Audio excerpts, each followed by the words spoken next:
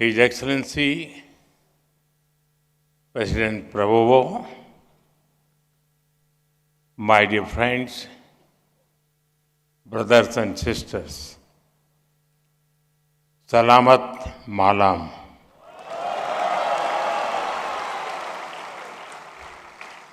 नमस्कार, वणक्कम, सत श्री अकाल, जय झूलेलाल। केम छो?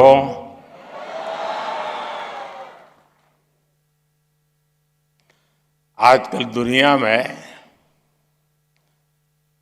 फुटबॉल फीवर चल रहा है। यहाँ इंडोनेशिया में भी फुटबॉल की दीवानगी जबरदस्त है और आप सभी वो एनर्जी, वो जोश यहाँ भी लेकर के आए हैं, दिखाई दे रहा है।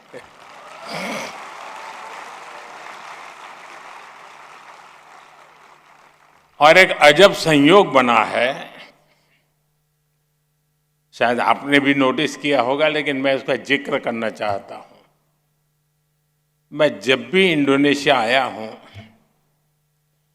फीफा वर्ल्ड कप का तूफान छाया होता है। पहली बार 18 में जकार्ता में कार्यक्रम हुआ था, फिर हम 2022 में बाली में मिले थे और अब 2026 में फिर से जकार्ता में ही संवाद हो रहा है और तीनों बार इंडोनेशिया में फुटबॉल की गूंज रही है। लेकिन साथियों, इंडोनेशिया में यहां इन तीनों कार्यक्रमों का मैन ऑफ द मैच एक ही है। इंडोनेशिया में रहने वाले आप सभी लोग मैन ऑफ द मैच है। ये आपने इतना भव्य आयोजन किया है, आप भव्य भारत की जीती जागती तस्वीर बने हैं। यहां इतने सारे लोग आए हैं और साथियों, इस बार मैं अकेला नहीं आया हूं। इस बार मेरे साथ मेरे परम मित्र प्रेसिडेंट प्रबोवो भी मेरे साथ आए।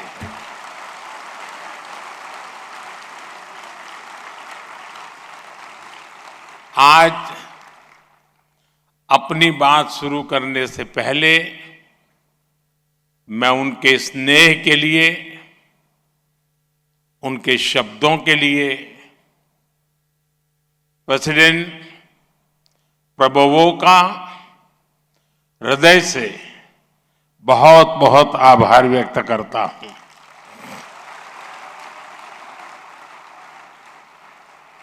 Excellency, you are a true friend of India. Thank you for being here. साथियों, कल जब मैंने इंडोनेशिया के आकाश में प्रवेश किया और जब यहां पहला कदम रखा, तब से लेकर अभी तक जो अपनापन, जो प्रेम मुझे इंडोनेशिया के लोगों से मिला है, उसके लिए मेरे पास शब्द कम पड़ गए हैं।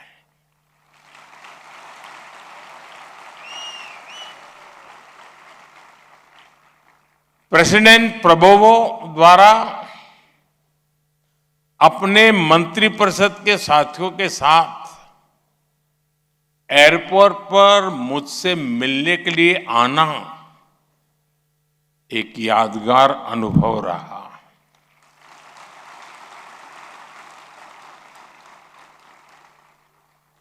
इंडोनेशिया में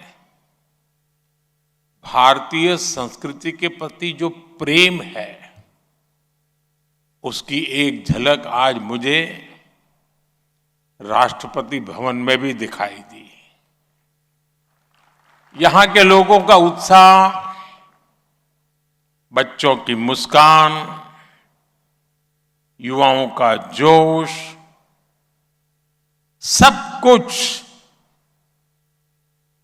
अवर्णनीय था, अद्भुत था। मैं जहां जहां गया, जिस किसी से मिला, हर चेहरे पर भारत के प्रति प्रेम, सम्मान और आत्मीयता साफ दिखाई दी। वैसे मैंने देखा कि यहां भारत का गाना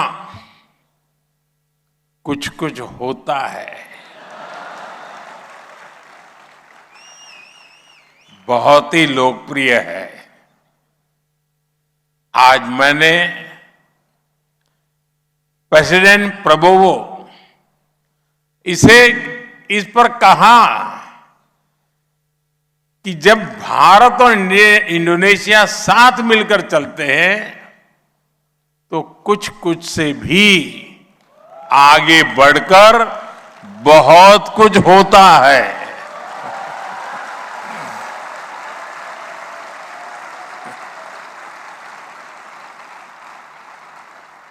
साथियों, आज सुबह ही मुझे इंडोनेशिया का सर्वोच्च सम्मान प्राप्त करने का भी सौभाग्य मिला।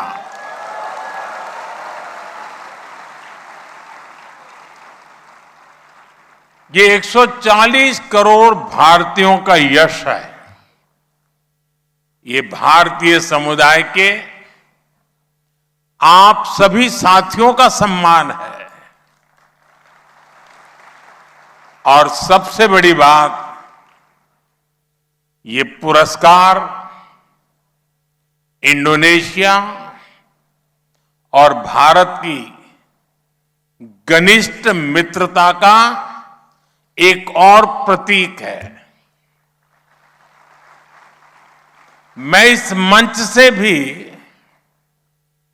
राष्ट्रपति प्रबोवो, इंडोनेशिया की सरकार और यहां की जनता का हृदय से आभार व्यक्त करता हूं।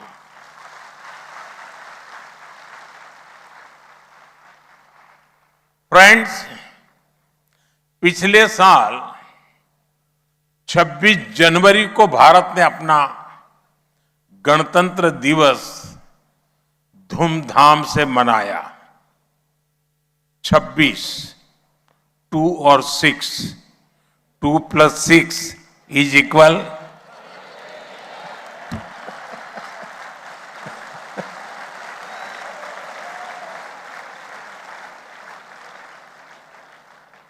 और मेरे मित्र का जन्मदिन भी 17 है, 1+।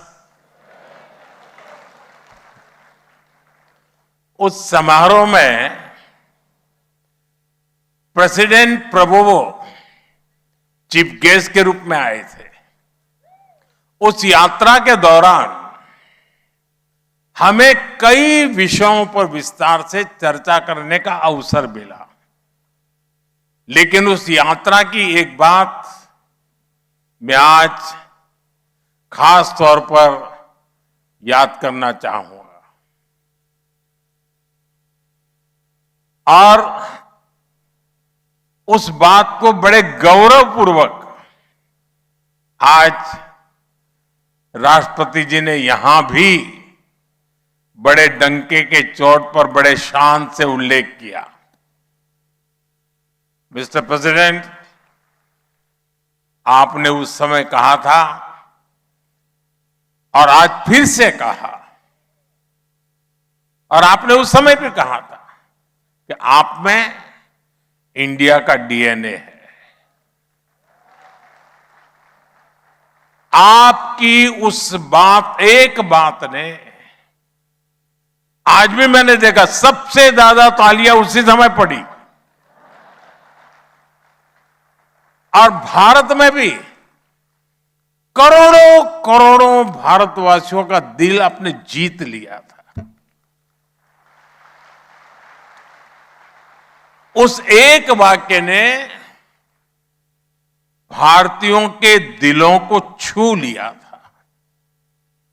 मैं आपकी ही उस बात को आगे बढ़ाता हूं, जिस डीएनए की बात आपने की थी और जिस डीएनए की चर्चा आज आप सबके लिए कर रहे थे, वो डीएनए आखिर है क्या? वो डीएनए म्यूचुअल ट्रस्ट से बना है। वो डीएनए साझी विरासत से बना है।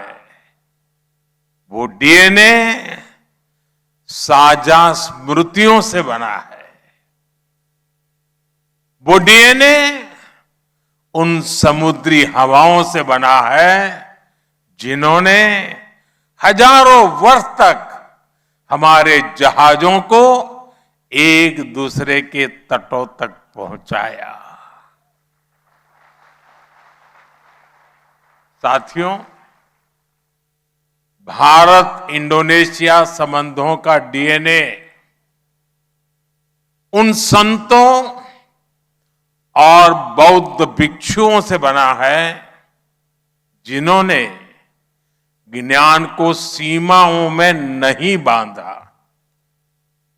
यह उन उद्यमियों से बना है जिन्होंने केवल मसालों का व्यापार ही नहीं किया, बल्कि संस्कृतियों के सेतु भी बनाए।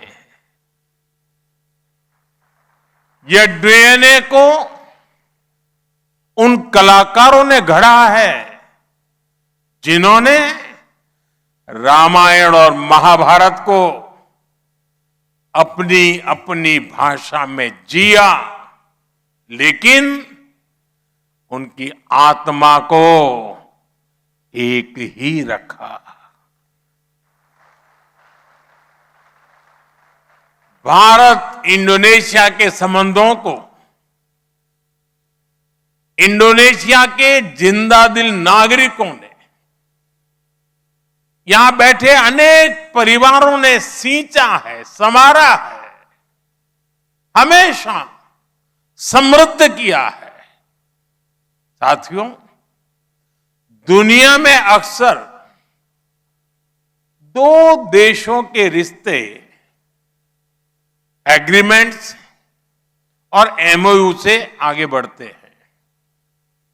कई देश रणनीति से जुड़ते हैं तो कुछ ट्रेड से नजदीक आते हैं, लेकिन भारत और इंडोनेशिया का रिश्ता सभ्यताओं का है, सागर का है।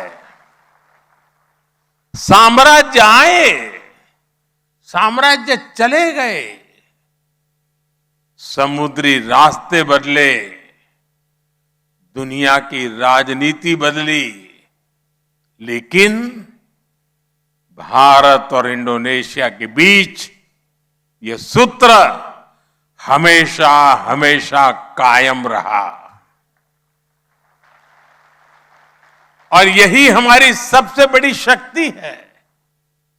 साथियों, आज दुनिया कनेक्टिविटी की बात करती है, लेकिन हमारे पूर्वजों ने तो इस कनेक्टिविटी को जीकर दिखाया था। आज दुनिया की सप्लाई चेन्स भरोसे के अभाव में टूट रही है, लेकिन भारत और इंडोनेशिया ने उस समय सप्लाई चेन का भरोसा जिंदा किया था जब ग्लोबल सप्लाई चेन की चर्चा भी नहीं थी। और मुझे खुशी है कि आज भारत और इंडोनेशिया उसी भरोसे की पूंजी के साथ मिलकर एक नया फ्यूचर लिख रहा है। और इस शानदार फ्यूचर के बहुत बड़े लाभार्थी आप सभी लोग हैं। इंडोनेशिया में रहने वाले भारतीय समुदाय है। साथियों, आजकल सोशल मीडिया का जमाना है और सोशल मीडिया के जमाने में कोलैब की बड़ी चर्चा होती है।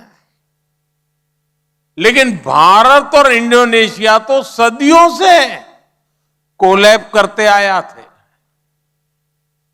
इंडोनेशिया के कुताई में पुराने संस्कृत शिलालेखों की वजह ये कोलैब ही रहा।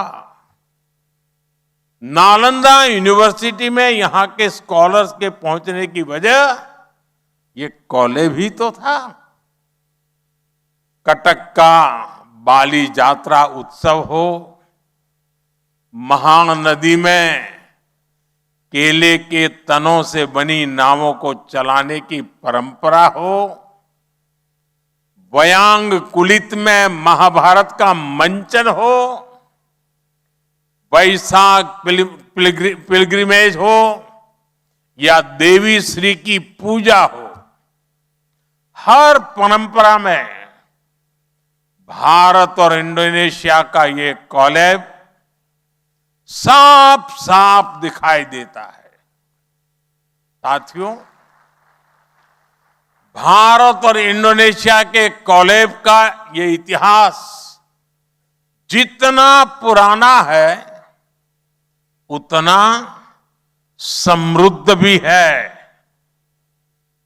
सुमात्रा का मुआरो जाम्बी प्राचीन काल में नालंदा का एक सिस्टर इंस्टीट्यूशन हुआ करता था।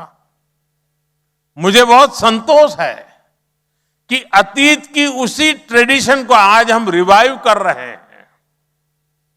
आप सभी जानते ही हैं, अब नालंदा यूनिवर्सिटी नए अवतार में सामने आई है और वहां इंडोनेशिया के भी अनेक स्टूडेंट्स ने एडमिशन लिया है। यानी 21वीं सदी में अतीत की प्रेरणा से हम दोनों देश एक नए भविष्य की दिशा तय कर रहे हैं। साथियों, भारत और इंडोनेशिया दिल से भी करीब है और भूगोल से भी निकट के पड़ोसी है। भारत के ग्रेट निकोबार द्वीप से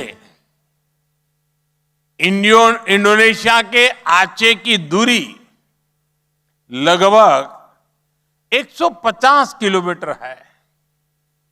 सोचिए, भारत के एक द्वीप से इंडोनेशिया भारत के राज्यों से भी ज्यादा करीब है। इंडोनेशिया में आने वाले हर भारतीय को यहां अपनापन महसूस होता है। यही कारण है कि वर्षों से हमारे दोनों देश ट्रेडिशन, टूरिज्म के माध्यम से एक दूसरे के साथ जुड़कर हमारे रिश्तों की लेगेसी को आगे बढ़ा रहे हैं।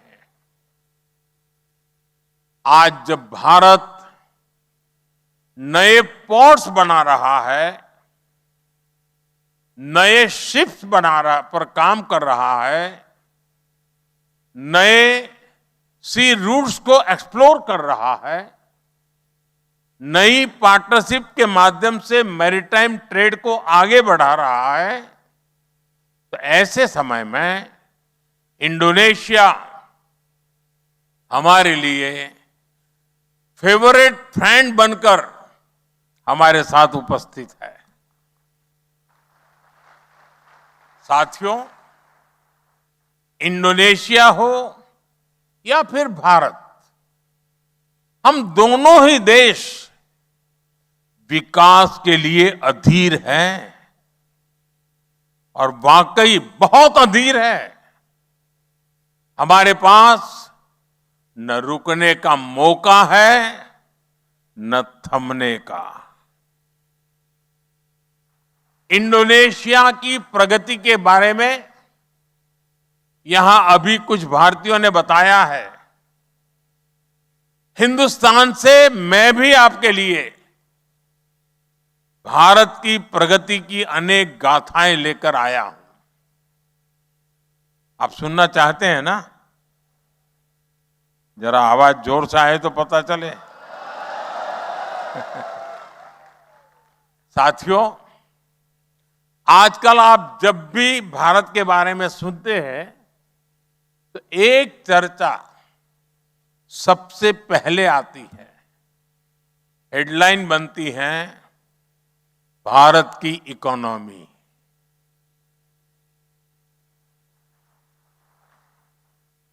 कोई कहेगा इतने ट्रिलियन डॉलर की इकोनॉमी हो गई है, कोई जीडीपी ग्रोथ की बात करेगा, कोई बताएगा कि पिछले 10-12 वर्षों में इकोनॉमी में इतना उछाल आ गया। आपको भारत की एक से बढ़कर एक उपलब्धियां सुनने मिलती है ना? बताइए तो। हाँ। आज भारत की अर्थव्यवस्था दुनिया की ग्रोथ को ड्राइव करने में बड़ी भूमिका निभा रही है। जब दुनिया पर कोरोना का इतना बड़ा संकट आया तो भी भारत की अर्थव्यवस्था ठप नहीं पड़ी। जब वेस्ट एशिया का इतना बड़ा संकट चल रहा था तब भी भारत की इकोनॉमी थमी नहीं, बल्कि पिछले वर्ष का जो लास्ट क्वार्टर मार्च में खत्म होता है तब हमारी ग्रोथ रेट 7.7% रही है।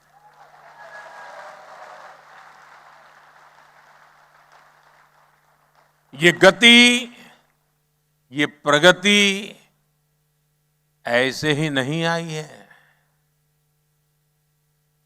भारत ने एक के बाद एक रिफॉर्म्स किए हैं, हमने लगातार परफॉर्म किया है और इसलिए आज देश ट्रांसफॉर्म हो रहा है। रिफॉर्म, परफॉर्म, ट्रांसफॉर्म, इस मंत्र को लेकर के हम चल रहे हैं।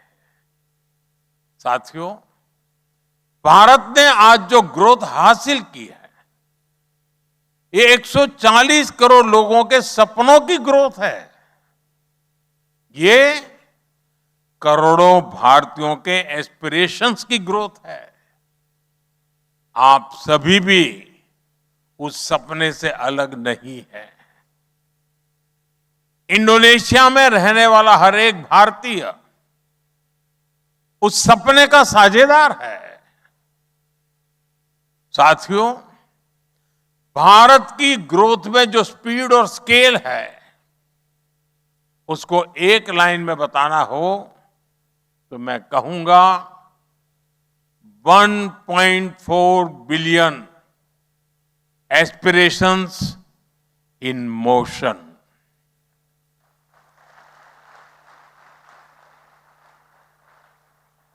आज भारत के गांव देहात से लेकर शहरों तक का नागरिक एस्पिरेशन से भरा हुआ है। हर किसी में ये आत्मविश्वास आया है कि हां, हम ये सफलता हासिल कर सकते हैं। साथियों, मैं आपको एक उदाहरण देता हूं। आप भी जानते हैं कि हर इंसान के लिए अपने घर का सपना कितना बड़ा सपना होता है। और भारत का आंकड़ा सुनिए। भारत में पिछले 10-12 साल में 4 करोड़ से ज्यादा गरीबों को सरकार ने पक्के घर बनाकर दिए हैं।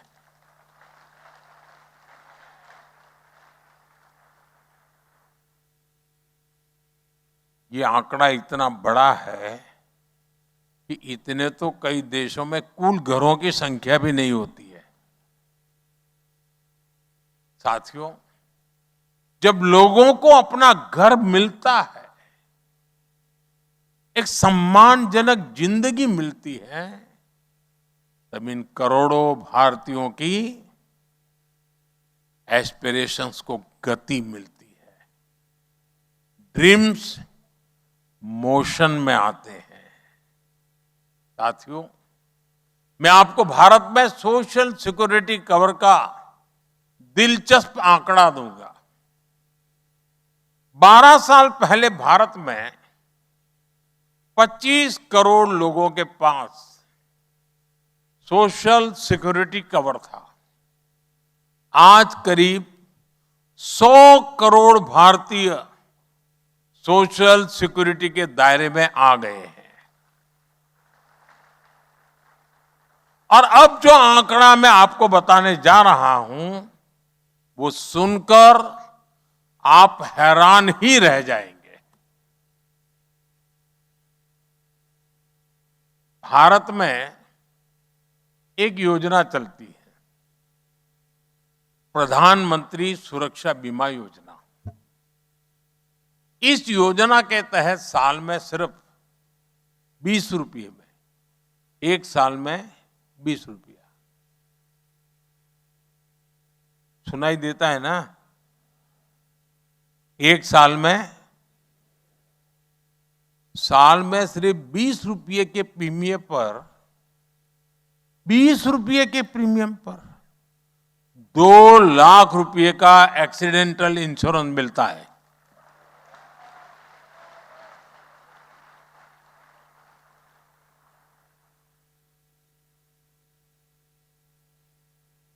यानी एक महीने की एक कॉफी जितना भी खर्चा नहीं है।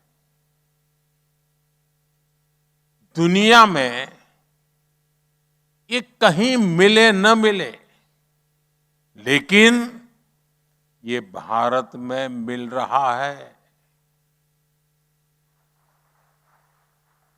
और इससे भारत के करीब 60 करोड़ लोग कवर्ड है। साथियों, एक दूसरी योजना भी है, पीएम जीवन ज्योति बीमा योजना।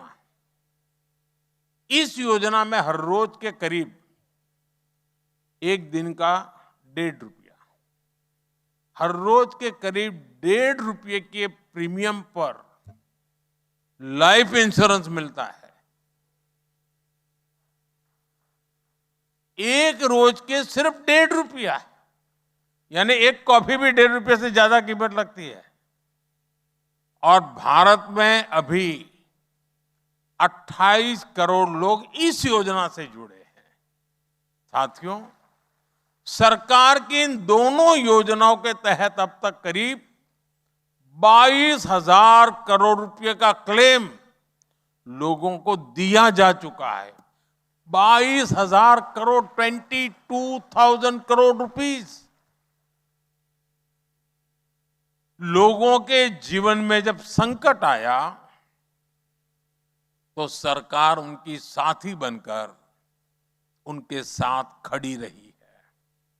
साथियों, आज भारत में एक और ऐसी व्यवस्था बनी है जो अभूतपूर्व है, शानदार है।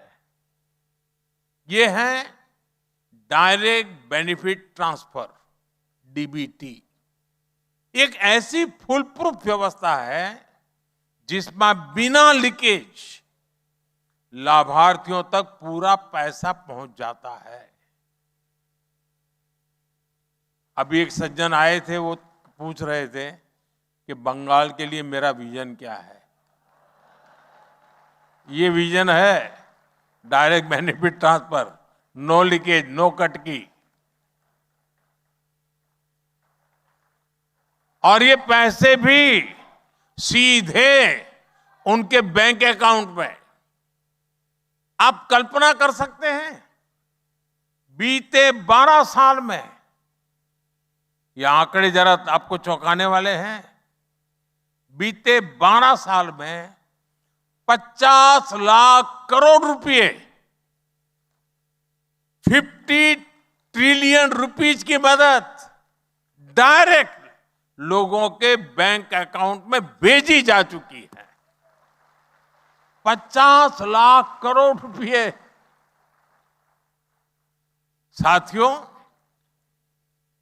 जब ऐसी व्यवस्था बनती है तब लोगों का भरोसा बढ़ता है, तब लोगों में आत्मविश्वास आता है, और तब 25 करोड़ भारतीय गरीबी को हरा करके, गरीबी को परास्त करके, गरीबी से बाहर निकल करके शान से जिंदगी जीने का आरंभ करते हैं।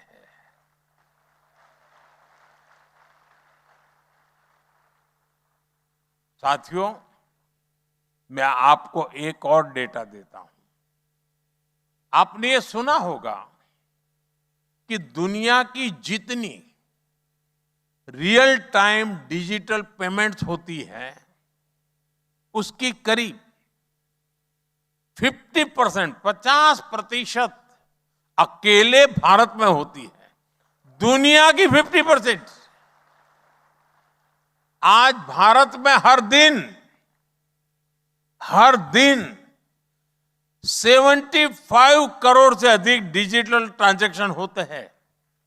75 करोड़ से अधिक।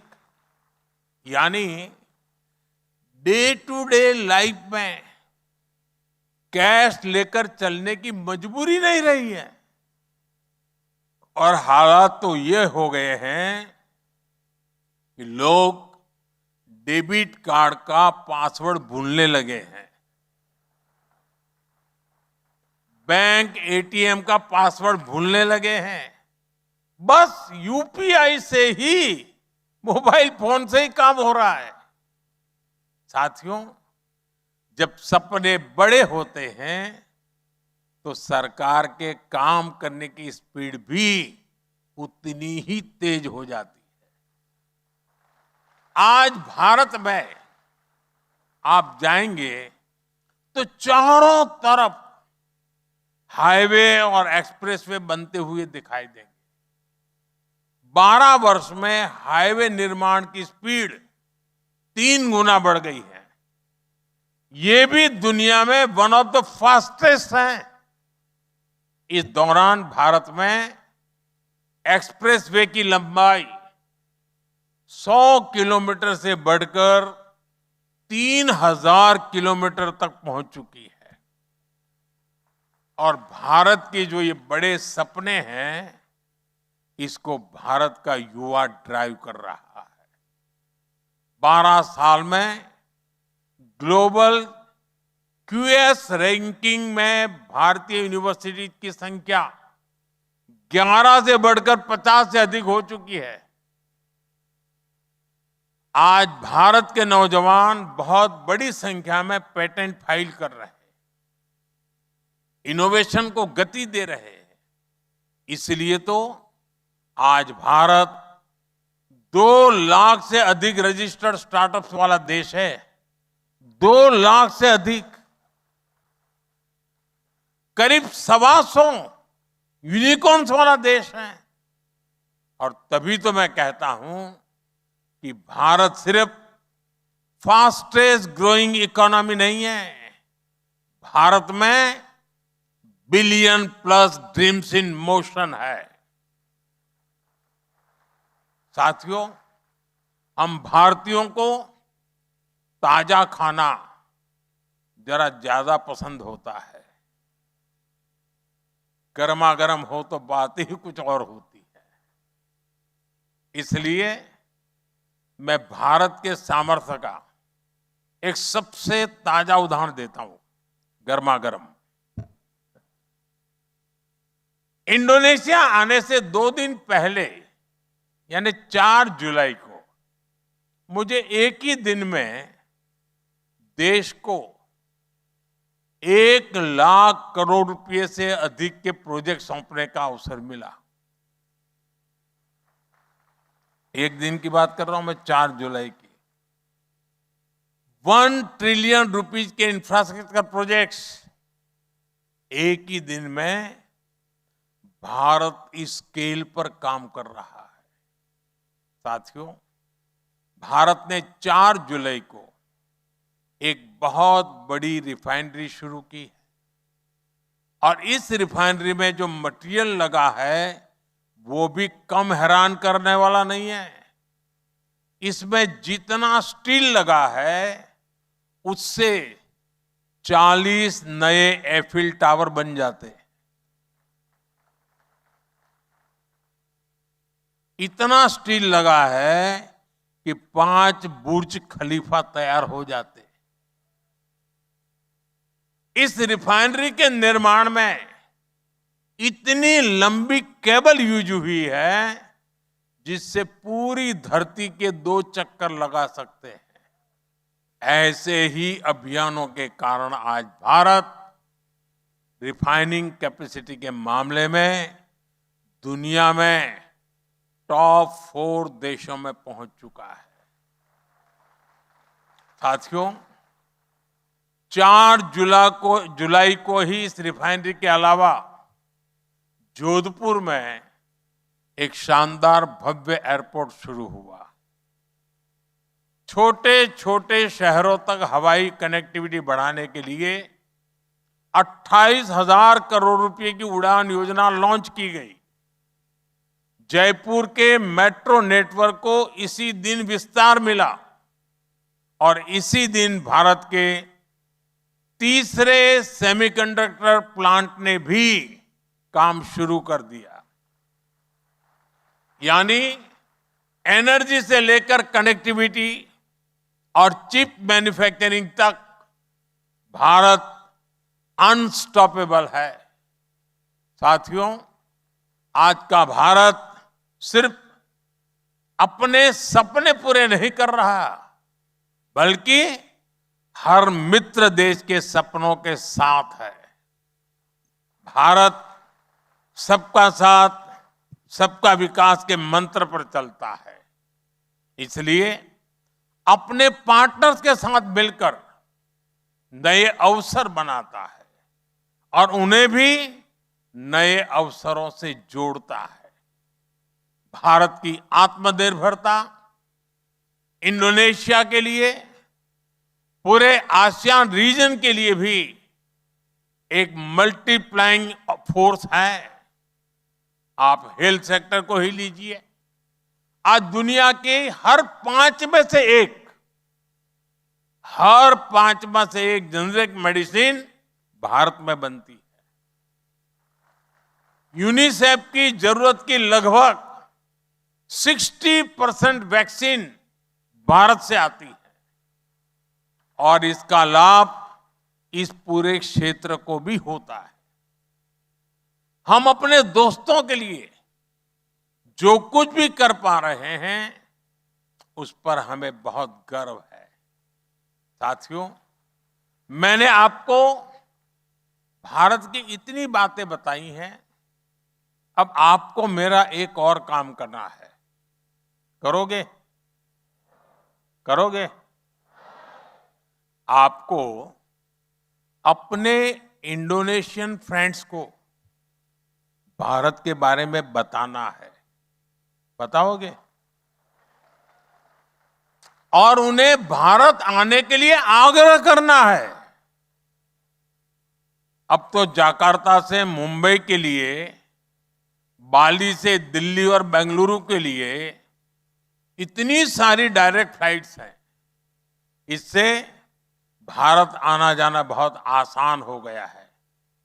साथियों, भारतीय समुदाय में भी जो नई पीढ़ी है, जो युवा है, उनको भी आपको भारत के बारे में बताना है। इंडोनेशिया में इंडियन कम्युनिटी के बच्चों के लिए भारत को जानो क्विज को शुरू किया गया है। इसमें यहां के बहुत सारे बच्चे पार्टिसिपेट कर रहे हैं। कर्टेन रेजर इवेंट में ही मुझे आपका बहुत उत्साह दिखा है। 6th एडिशन में हमने एग्जाम फॉर्मेट को छोड़कर अब इस पूरे कंपटीशन को गेमिफाइड किया है। मेरा आग्रह है कि आप सब युवा साथी इसमें पार्टिसिपेट कीजिए और सोशल मीडिया पर मेरे साथ अपना एक्सपीरियंस शेयर कीजिए। साथियों, भारत और इंडोनेशिया जितने इतिहास से जुड़े हैं, उतना ही हमारा फ्यूचर भी शेयर्ड है। हमारे अवसर साझा है, हमारी चुनौतियां साझी हैं। जब योग दिवस आता है तो हम साथ योग करते हैं, और जब सुनामी जैसा संकट आता है तो हम साथ मिलकर उसका मुकाबला करते हैं। हम दोनों देशों के बीच का भरोसा, हम दोनों देशों के बीच बहुत बड़ी ताकत है, और हमें इसे मिलकर निरंतर मजबूत करना है। आप सभी भारत इंडोनेशिया के प्रॉस्परस फ्यूचर की साझा कड़ियां हैं। अपने इस रोल को और बड़ा करना है। इसी भाव के साथ एक बार फिर मैं प्रेसिडेंट और मेरे परम मित्र प्रबोवो, आपका, इंडोनेशिया की जनता का हृदय से बहुत बहुत आभार व्यक्त करता हूं, और आप सभी को बहुत बहुत शुभकामनाएं देता हूं। भारत और इंडोनेशिया मित्रा सेलामान्या। बहुत बहुत धन्यवाद। और कल मैं राष्ट्रपति जी के साथ उस पवित्र मंदिर के दर्शन के लिए जा रहा हूं। और कल तारीख क्या है?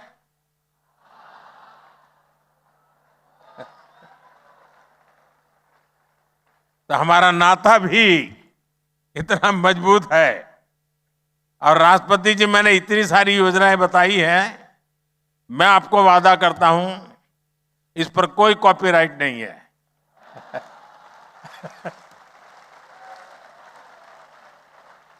न कॉपीराइट है, न रॉयल्टी का कोई क्लेम है। सबका साथ, सबका विकास, यही हमारा मंत्र है। बहुत बहुत धन्यवाद।